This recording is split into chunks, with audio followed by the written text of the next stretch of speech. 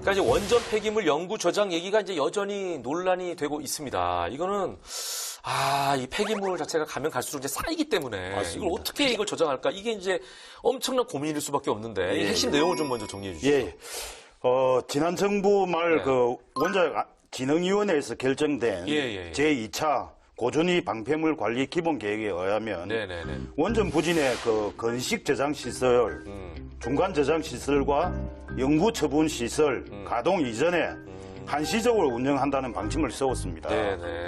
그런데 지난 수십 년간 중간 저장 시설이나 영구 처분 시설 논의가 있었습니다. 그런데 결국 해결을 하지 못하고 있다 보니 주민들과 지역 단체들은 원전 부진의 저장 시설 자체가 영구화되는 것 아니냐 하는 걱정을 하고 계신 거고요. 제가 그런 일을 방지하고자 영구 정지 원전 부진의 방사성 폐기물을 보관해서는 안 된다고 명시한 개정안을 발의하게 된 그렇죠. 것입니다. 그러니까 이거 폐기물을 어디 딴 곳에 가서 이렇게 딱 모아놔야 되는데 그게 이제 빨리 해결이 안 되니까 지금 원전 있는 그 자리에 이게 모여 있다는 얘기잖아요. 그럼 이제 위험성은 더 높아지는 거죠, 주민들의. 그 얘기신 거죠? 그러니까 이 임시 저장의 개념이 뭐냐. 언제까지 여기 저장했다 뭐 어디로 옮기는 건지. 임시라면 기간이 정해질 텐데. 그렇죠. 이런 거 좀 궁금해하시는 거예요. 그래서 방사성 폐기물은 기본적으로 그 500m에서 1000m 깊이에 이렇게 영구 처분 시설에서 처분을 해야 됩니다. 땅 밑으로 500에서 1000m. 그러나 이런 시설이 지금 없는 상황이지 않습니까? 그래서 포화된 사용 후 핵 연료를 임시 저장이라도 해야 하는 그런 상황이 생긴 거죠. 이를 원전 부진의 건식 저장 시설을 만들어서 다른 지역의 중간 저장 시설과 영구 처분 시설이 준비되기 전에 임시로 저장하겠다는 것입니다. 그러니까 영구는 땅 밑에다가 깊게 파묻는 건데 그걸 하기 전에 임시로 그냥 그 부진에다 놔두는 거거든요. 파묻는 건 아니고 그 처분 시설을 설치하는 시설을. 거죠. 그래서 이런 주민들의 우려를 아예 걱정하고 계시는 우려를 차단하기 위해서 아예 영구 저장 금지를 아예 법안으로 넣어놓자라고 하셨는데 그러면은 영구 저장 금지해 놓고 이 방사성 폐기물에 대해서 차후에는 어떻게 해야 되는 건가요? 이것도 문제는 어떻게 해결돼야 될지 좀 궁금합니다. 네, 맞습니다. 기본적으로 방사성 폐기물은 영구 처분 시설이 준비되어 그곳에서 처분을 해야 됩니다. 그래서 영구 처분 시설 준비가 빨리 주민 수용성을 담보로 해서 준비가 돼야 된다고. 그러네요. 자, 전 팀장께 좀 여쭤보겠습니다. 사용 후 해결료가 현재 얼마나 쌓여 있습니까? 꽤 많을 것 같은데. 가동 중인 원전 지금 24기에서 매년 750톤 정도의 사용 후 핵 연료가 계속 쌓이고 있는 상황입니다.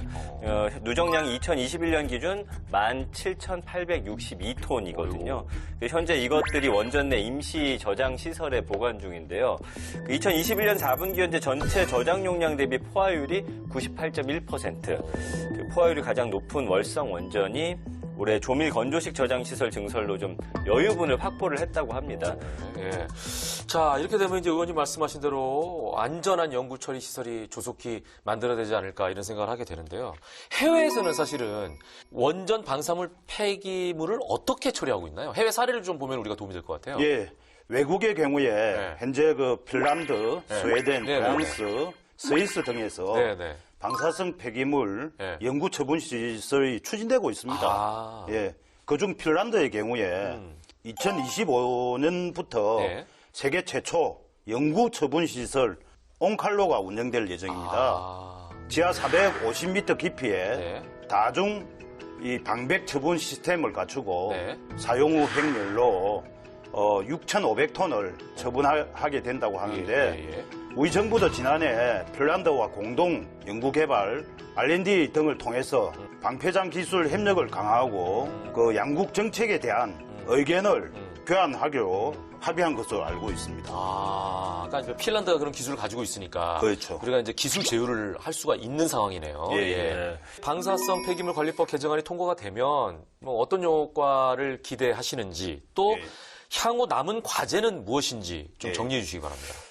현재 부지 선정조차 하지 못하고 있는 고준위 방사성 폐기물 처분을 위한 영구 처분 시설이 조속히 준비를 해야 합니다.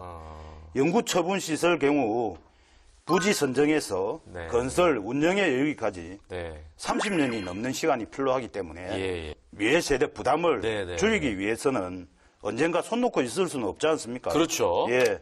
그 과정에 있어 안전을 최우선으로 해서 네. 투명한 정보 공개, 네. 국민들과 소통 및 원전 주변 주민 의견 수렴이 가장 중요하다고 생각을 합니다. 예.